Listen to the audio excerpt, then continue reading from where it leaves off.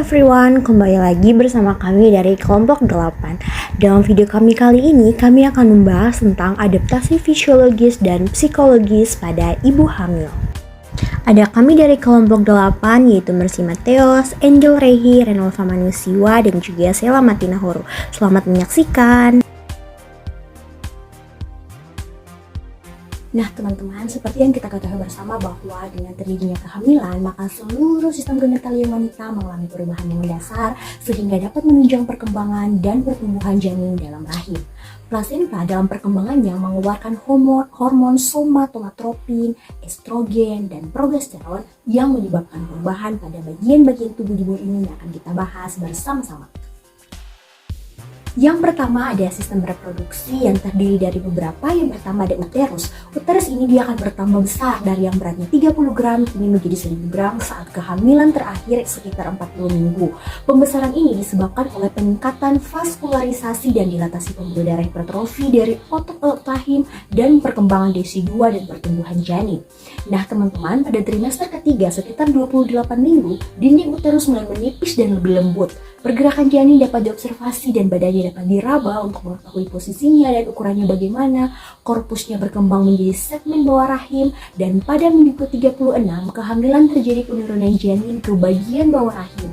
Hal ini disebabkan melunaknya jaringan-jaringan dasar panggul bersamaan dengan gerakan yang baik dari otot rahim dan kedudukan bagian bawah rahim. Nah teman-teman, yang kedua ada yang namanya serviks. Perubahan yang penting pada serviks dalam kehamilan adalah menjadi lebih lunak. Sebab pelunakan ini adalah pembuluh darah dalam serviks menjadi bertambah dan karena timbulnya udem dari serviks dan hiperplasia serviks. Pada akhir kehamilan, teman-teman, serviks akan menjadi sangat lunak dan porsio menjadi pendek atau lebih dari setengahnya itu mendatar dan dapat dimasuki dengan mudah oleh satu jari.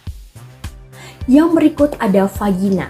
Nah teman-teman, pada trimester ketiga, estrogen menyebabkan perubahan pada lapisan otot dan epitelium. Lapisan otot membesar, vaginanya lebih elastis yang memungkinkan turunnya bagian bawah janin. Yang berikut ada ovarium. Nah teman-teman, di ovarium ini tidak terjadi pembentukan folikel baru lagi dan hanya terlihat perkembangan dari corpus luteum saja. Nah teman-teman, sistem reproduksi yang terakhir ada payudara, di mana konsentrasi tinggi estrogen dan progesteron yang dihasilkan oleh plasenta menimbulkan perubahan pada payudara sehingga payudara menjadi tegang dan membesar. Adanya kroniok somatotropin dengan muatan laktogenik akan merangsang pertumbuhan kelenjar susu dalam payudara dan berbagai perubahan metabolik yang mengiringinya.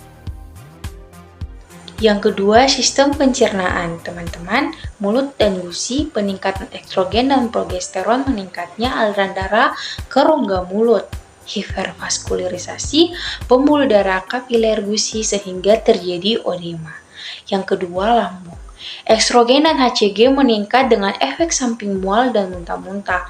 Perubahan peristaltik dengan gejala-gejala sering kembung, konstipasi, lebih sering lapar, perasaan ingin makan terus atau mengidam, juga akibat peningkatan asam lambung. Yang ketiga, usus halus dan usus besar. Tonus otot-otot saluran pencernaan melemah sehingga motilitas dan makanan akan lebih lama berada dalam saluran makanan. Reabsorpsi makanan baik namun akan menimbulkan obstipasi. Sistem perkemihan, ureter membesar, tonus otot-otot saluran kemih menurun akibat pengaruh estrogen dan progesteron. Kencing lebih sering laju dan filtrasi meningkat.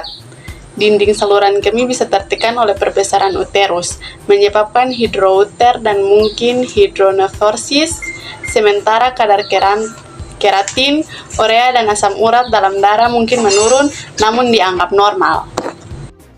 Sistem kardiovaskuler.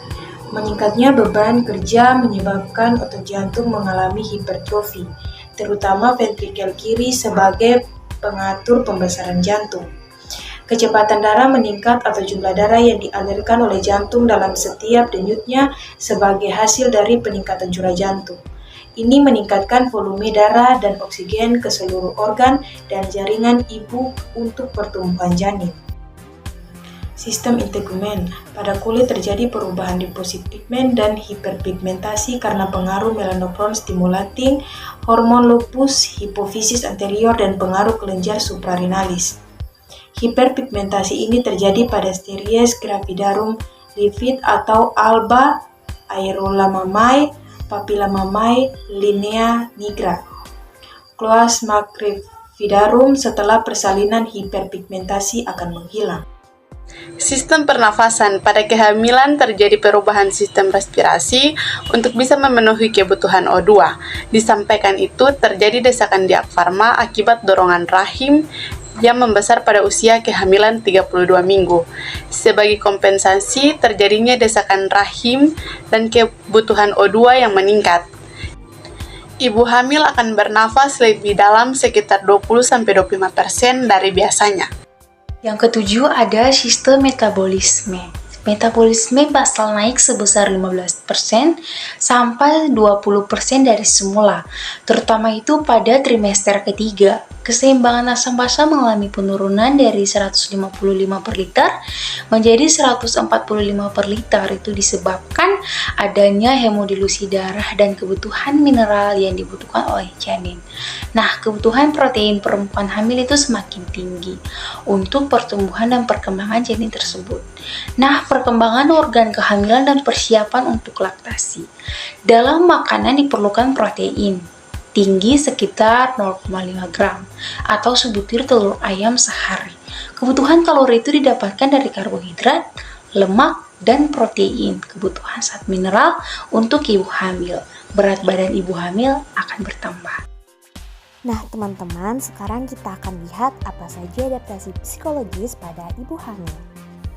Yang pertama terjadi pada trimester pertama di mana tubuhnya fluktuasi lebar, aspek emosional meningkat sehingga periode ini mempunyai risiko yang sangat tinggi untuk terjadinya pertengkaran atau rasa tidak nyaman pada ibu hamil. Trimester 2, fluktuasi emosional sudah mulai mereda dan perhatian wanita hamil lebih berfokus pada berbagai perubahan tubuh yang terjadi selama kehamilan. Kehidupan seksual, keluarga, dan hubungan betinia dengan bayi yang dikandungnya.